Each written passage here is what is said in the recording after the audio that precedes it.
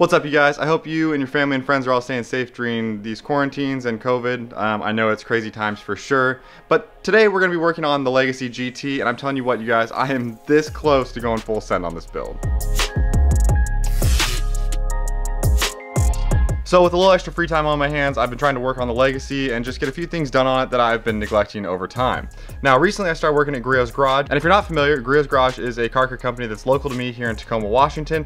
I've been using their products since I was 16, since I bought my first car, and to be working for them feels like an absolute dream, and I'm loving every minute of it. But one of the cool parts about the job is that I got to go through a week long of car care school where I went through product training, how to use it, learning about all the products, and I actually got to do all the product testing on my own car. So the Wagon is looking the best that it ever has. Let me show you some of the products that I used real quick. So for car care school, I was given a little bit of everything, and I mean everything. Interior cleaners, engine bay cleaners, everything for the exterior, 3-inch polisher, 6-inch polisher, and I got to try all this stuff out on the Wagon, and it is looking the best that it ever has. I don't know how easily you're gonna be able to tell on camera, but I spent about 30 hours in total detailing this car.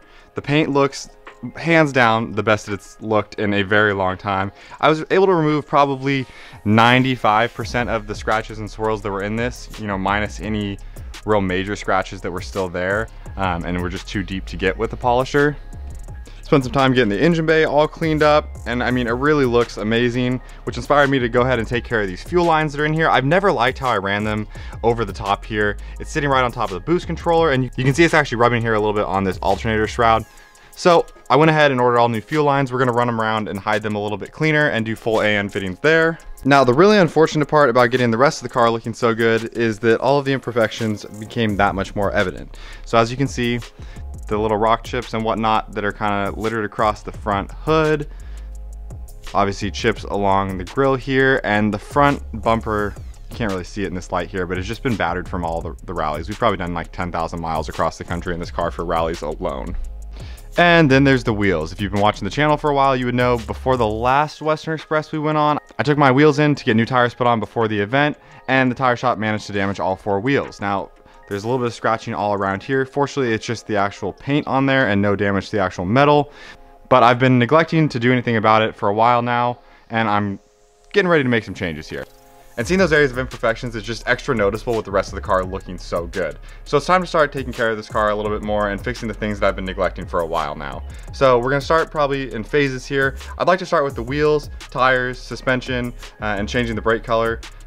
That's coming up in the next couple months here for sure. But today we're gonna start with some interior mods, just getting that interior dialed in and fixing a few problems that, I shouldn't say problems, but just things that need to be addressed on the interior. So we got a few upgrades for the interior today, starting with a new head unit. Pioneer has always been really awesome in taking care of us. I've got a full Pioneer system in this car already, head unit, speakers, mono channel amp for the 10-inch sub that's in the back, 4-channel amp for all the speakers.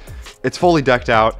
Pioneer was nice enough to send us out this new unit, which is just a replacement of what's in the car currently. Now, this was originally supposed to go in the Z, and I have a full stereo system that we'll be doing an install in that car. But I want to put this newer head unit in the Subaru because I drive it more on a regular basis. And it does have Bluetooth Apple CarPlay, which is a huge thing for me, so I won't have to plug the phone in to take advantage of CarPlay. So we're gonna go ahead and put this in the Subaru. With that, I've got a new set of speakers. The driver's side speaker in the car has been out for a little while now, and it's possible that just this crossover behind the door has come unplugged, but just in case not, I've got a new set of speakers to go in the car as well. And they're gonna be rounding out with a new Grimspeed shift knob up here and doing a little bit of wrap work on some of the interior pieces where the old wrap has peeled away on it. So the first thing I need to do is go ahead and pull out all of this interior pieces here. These are the pieces that we're gonna be rewrapping. I don't know if you can see it on camera, but the corner down here has actually started to peel up, and it just shows a little bit of signs of wear. I think I got the same wrap which I have wrapped everything in, which would be amazing because then I'd only have to redo this one piece rather than redoing all of these and having to take this whole piece apart, which is gonna make this take a lot longer if we have to do that. Like I said, we're gonna replace the shift knob as well. I've had this cob in here for a long time. It served its purpose, but the anodization on it has faded a little bit, and it's just time for an upgrade on that. So I'm gonna go ahead and start tearing this apart so we can put the new head unit in, start wrapping this, and put the new shift knob on. And then from there, we'll go ahead and address the speaker that's in this door that's having an issue.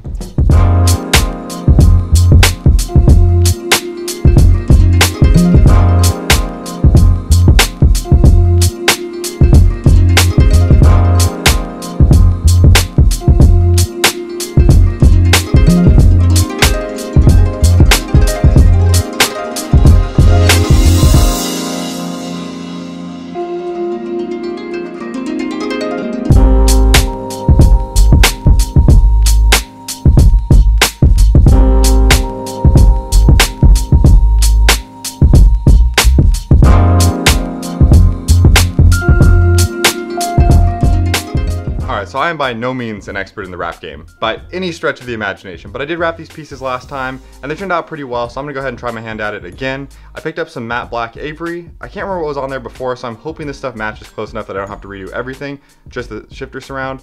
But if I do, I'm gonna have to rewrap it all. But I'm gonna go ahead and throw you guys on a tripod and we'll get started.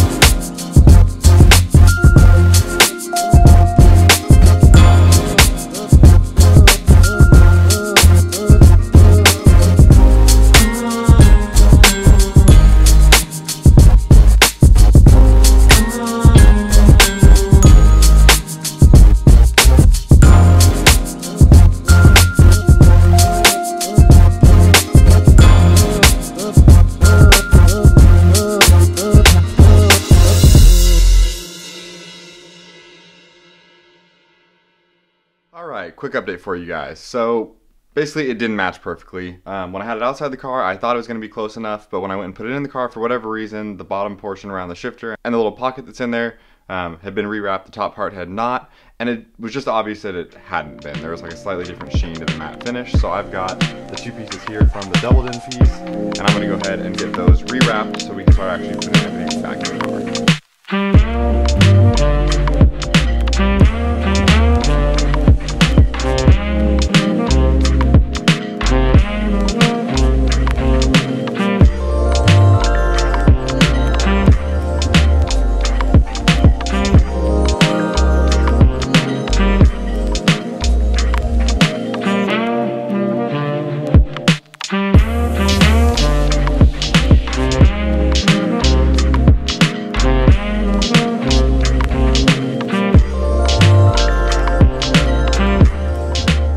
And just like that, the new head unit is installed. It is a super nice, clean looking piece. I can't wait to get this in the car and actually turn it on. So I'm gonna go ahead and start throwing everything back in the car, put you guys back up on the tripod, and we'll get it put back together.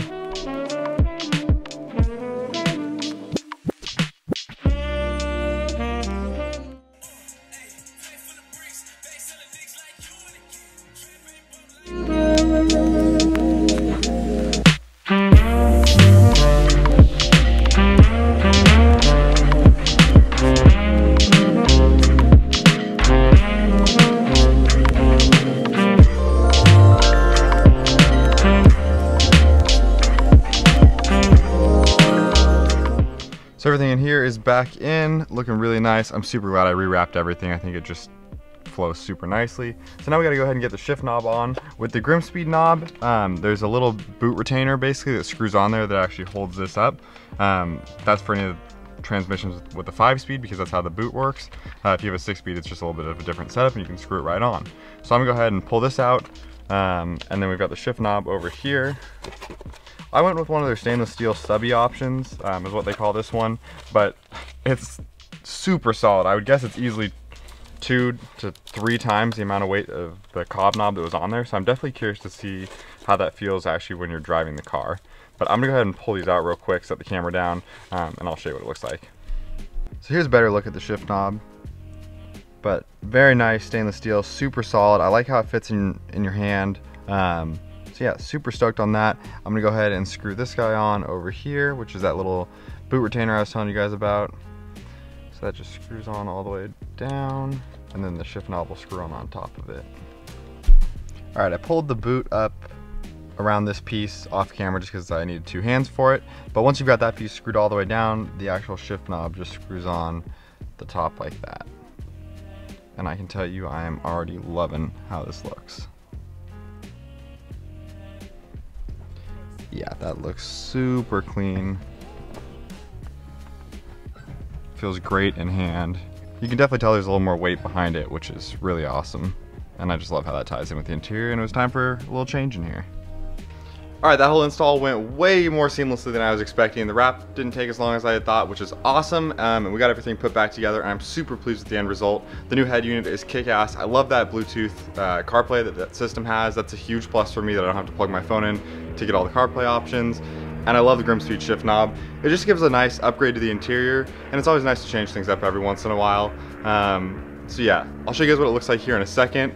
For whatever reason, when I plugged the new head unit in, the speaker in my driver's side door that wasn't working is now working perfectly fine. So I don't know if something was unplugged that I didn't notice on the back end of the other one, just slightly, or if there's an issue with that head unit. Either way, we don't have to tear into that door today. So let me show you guys the end result real quick.